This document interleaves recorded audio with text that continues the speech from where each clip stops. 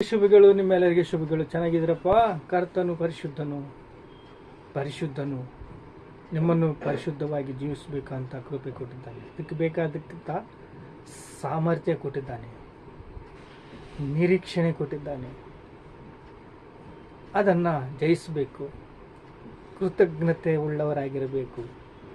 ಯಾಕೋಬಿನ ಬರೆದ ಪತ್ರಿಕೆ 5ನೇ ಅಧ್ಯಾಯ 16ನೇ ವಚನ ಓದಿಕೊಂಡ್ರೆ,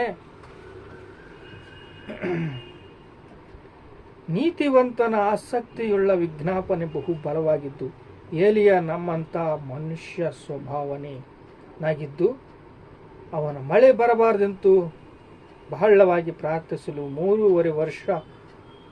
ವರ್ಷದ 6 ತಿಂಗಳವರೆಗೂ ಮಳೆ ಬೀಳಲಿಲ್ಲ. ತಿರುಗಿ ಪ್ರಾರ್ಥನೆ ಮಾಡಿದನು, ಆಕಾಶವು ಮಳೆಗೆರೆಯಿತು, ಭೂಮಿ ಬೆಳೆಯಿತು. ಏಲಿಯ ನಮ್ಮಂಥ ಮನುಷ್ಯನೇ, ನೀತಿವಂತನ ವಿಜ್ಞಾಪನೆ ಬಹು ಬಲವಾದದ್ದು. ಈಗ ಏಲಿಯ ಆಹಾಬ ರಾಜನ ಹತ್ರಗೆ ಬಂದು, ಒಡೆಯನೇ ಹೇಳಪ್ಪ, ಇದು ರಾಜ ನೋಡ್ರಿ, ಈ ವರ್ಷದಿಂದ ಮಳೆ ಬೀಳುವುದಿಲ್ಲ ಅಂತ ಹೇಳಿದ್ದಾನೆ. ಅದಕ್ಕೆ ಸುಮ್ಮನೆ ತಿರುಗಿ ಬಂದ್ಬಿಟ್ಟ. ಗಿಲಾದು ಅಂತ ಒಂದು ಹಳ್ಳ, ಕೆರೆ ಹರಿತಾ ಇತ್ತು. ಯಾವಾಗಲೂ ನೀರು ಬೆಟ್ಟದ ಮೇಲಿಂದ ಹರಿತಾ ಇರ್ತವೆ. ಗಿಲಾದುನಲ್ಲಿ ನೀರು ಹರಿತಾ ಇದೆ. ಆ ನೀರು ಹರಿತಾ ಇರುವಾಗ ಆ ನೀರಲ್ಲಿ ಕುಡಿತಾ ಇದ್ದ. ತನ್ನ ಸೇವಕನಿಗೆ ಎಷ್ಟೋ ನಿರೀಕ್ಷಣೆ, ಎಷ್ಟೋ ದಾಹ. ಆ ಸೇವಕನಿಗೆ ಎಲ್ಲಿಂದ ಸಹಾಯ ಬರುತ್ತೆ? ಸ್ವಲ್ಪ ಜನ ದುಡ್ಡು ಕೊಡ್ತಾರೆ, ಸ್ವಲ್ಪ ಜನ ಕಾಣಿಕೆ ಕೊಡ್ತಾರೆ, ಕಾಣಿಕೆ ಕೊಡೋದಿಲ್ಲ. ಆ ಸೇವಕನು ಹೇಗಿನ್ ಬಾಳ್ಬೇಕು, ಹೇಗೆ ಜೀವಿಸಬೇಕು ಅಂತ ನೋಡ್ತಾ ಇದ್ದಾಗ ಆ ಸೇವಕನಿಗೆ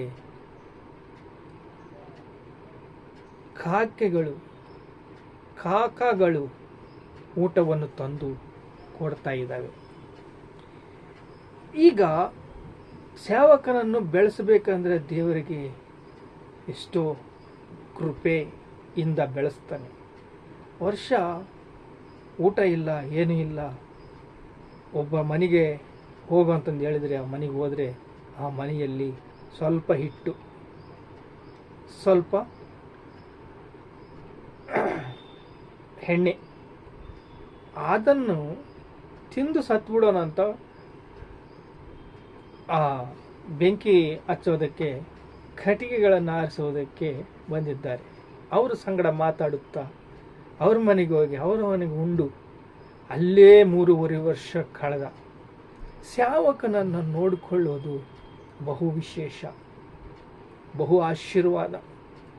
ದೇವರ 3.5 ವರ್ಷ ಆ ಹಿಟ್ಟು ಆಗಿಲ್ಲ, ಆ ಎಣ್ಣೆ ಆಗಿಲ್ಲ, ಆ ಕಟ್ಟಿಗೆಗಳನ್ನು ತಂದೋದು, ಹಚ್ಚೋದು. ಅವರು ಸಮೃದ್ಧಿಯಾಗಿದ್ದರು. ಹೆಂಗೆ ಬರ್ತಾನೇ ಇದೆ. ಹಾಗೆ ಒಬ್ಬ ಸೇವಕನನ್ನು ದೇವರು ಪ್ರೀತಿಸಿ ಅವನಿಗೆ ಪೋಷಣೆ ಕೊಡ್ತಾರೆ. ಅದು ದೇವರಿಗೆ ಸ್ತೋತ್ರ, ಹಲ್ಲೆಲೂಯ. ಈಗ ಅಲ್ಲಿ ಗಿಲ್ಗಾನಿಂದ ಬೇತೇಲಿಗೆ ಬಂದ. ಸಂಪೂರ್ಣವಾಗಿ ಏಲಿಯ ಕೆಲಸ ಮಾಡಿದ. ಸಂಪೂರ್ಣವಾಗಿ ನಾವು ಕೂಡ ಕೆಲಸ ಮಾಡಬೇಕು.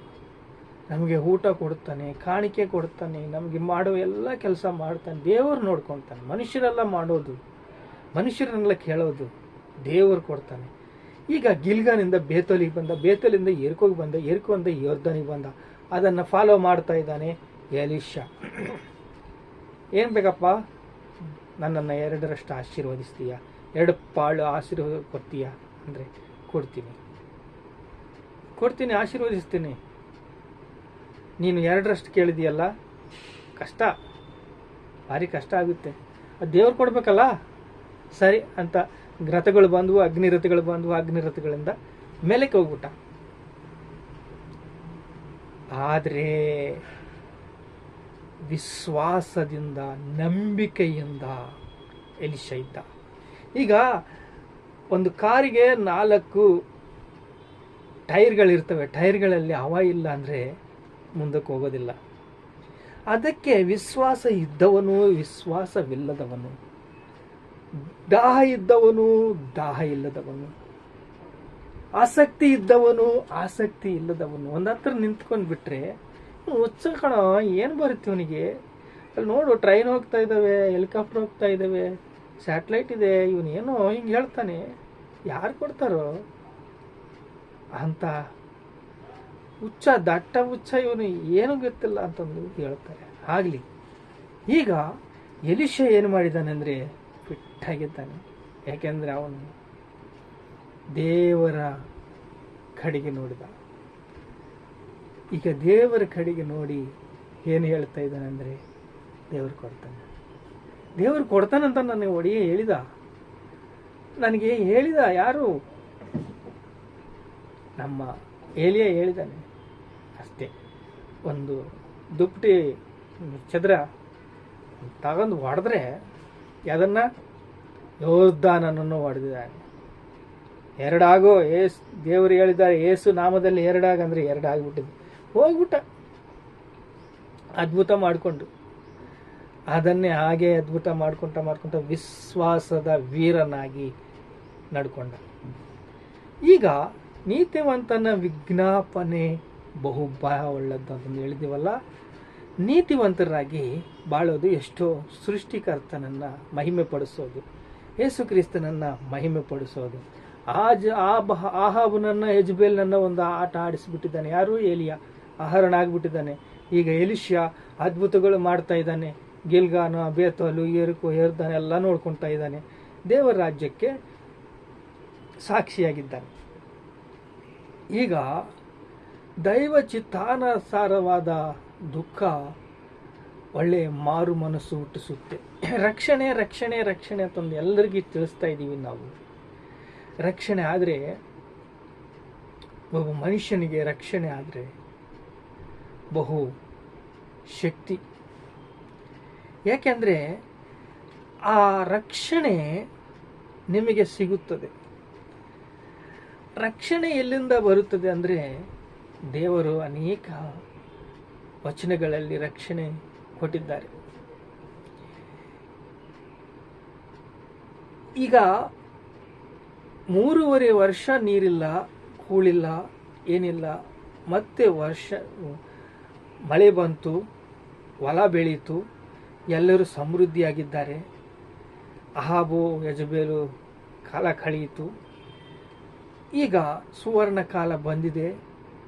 ಸುವರ್ಣ ಕಾಲ ಬಂದಾಗ ದೇವರು ದೈವ ಚಿತ್ತಾನುಸಾರದ ದುಃಖ ರಕ್ಷಣೆ ಹುಟ್ಟಿಸುತ್ತೆ ಅಂತಂದು ಹೇಳ್ತಾ ಇದ್ರು. ರಕ್ಷಣೆ ಹುಟ್ಟಿಸುತ್ತೆ. ಪವಿತ್ರಾತ್ಮನು ನಮಗೆ ಹತ್ತಿರ ಇದ್ದಾನೆ. ನಮ್ಮ ಹೃದಯದಲ್ಲಿ ಕೂತ್ಕೊಂಡು ಡೈರೆಕ್ಷನ್ ಹೇಳ್ತಾ ಇದ್ದಾನೆ, ನಮಗೆ ಎಲ್ಲ ತಿಳಿಸ್ತಾ ಇದ್ದಾನೆ. ಹೇಗೆ ಅಂದರೆ, ವಿಶ್ವಾಸದ ನೇತ್ರಗಳನ್ನು ತೆರೆದಾಗ ಮಾತ್ರವೇ. ವಿಶ್ವಾಸಕ್ಕೆ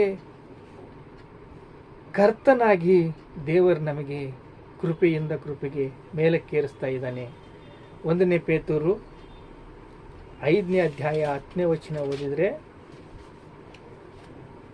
5ನೇ ಅಧ್ಯಾಯ 10ನೇ ವಚನ 9 ಕೂಡ ಓದ್ಕೋಣ. ನೀವು ನಂಬಿಕೆಯಲ್ಲಿ ದೃಢವಾಗಿದ್ದು, ಏನು? ನಂಬಿಕೆಯಲ್ಲಿ ದೃಢವಾಗಿದ್ದರೆ ನೀವು ರಕ್ಷಣೆವಂತಿರ, ಕೃಪೆವಂತಿರ, ದಯವಂತಿರ, ದೇವರ ಕನಿಕರವಂತಿರ. ನಂಬಿಕೆಯಲ್ಲಿ ದೃಢವಾಗಿರಬೇಕು. ಅವನನ್ನು ಎದುರಿಸಿ, ಯಾರನ್ನ? ಸೈತಾನನನ್ನು ಎದುರಿಸಿರಿ. ನಿಮ್ಗೆ ಯುದ್ಧಗಳಿದ್ದಾವೆ, ಎಷ್ಟೋ ಹೋರಾಟಗಳಿದ್ದಾವೆ, ಶ್ರಮ ಇರುತ್ತೆ.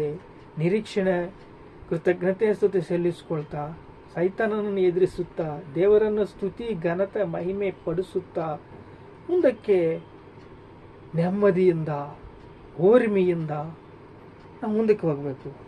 ಲೋಕದಲ್ಲಿರುವ ನಿಮ್ಮ ಸಹೋದರರು ಅಂಥ ಬಾಳನ್ನೇ ಲೋಕದಲ್ಲಿರುವ ಸಹೋದರರು ಅಂಥ ಬಾಳನ್ನೇ ಬಾಳಿದ್ದಾರೆ. ನೀವೇನು ಹೆದರಬೇಡ್ರಿ.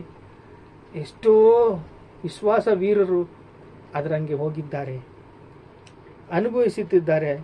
ನಿಮಗೆ ತಿಳಿದಿದೆಯಲ್ಲ, ಕ್ರಿಸ್ತನಲ್ಲಿ ನಿಮ್ಮನ್ನು ನಿತ್ಯ ಪ್ರಭಾವಕ್ಕೆ ಕರೆದು ಕೃಪಾಪೂರ್ಣನಾದ ದೇವರು ತಾನೇ ನೀವು ಸ್ವಲ್ಪ ಕಾಲ ಬಾಧಪಟ್ಟ ಮೇಲೆ ನಿಮ್ಮನ್ನು ಯೋಗ್ಯ ಸ್ಥಿತಿಗೆ ತಂದನು.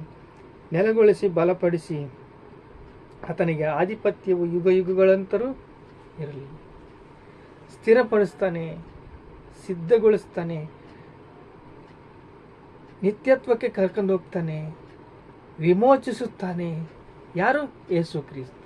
ಸ್ವಲ್ಪ ಕಷ್ಟ, ಶ್ರಮೆ, ಬಾಧೆ ಇರುತ್ತೆ. ಈಗ ನಿರೀಕ್ಷಣೆ ಇರಬೇಕು ಅಂದರೆ ಸ್ವಲ್ಪ ನೆಮ್ಮದಿ ಇರಬೇಕು.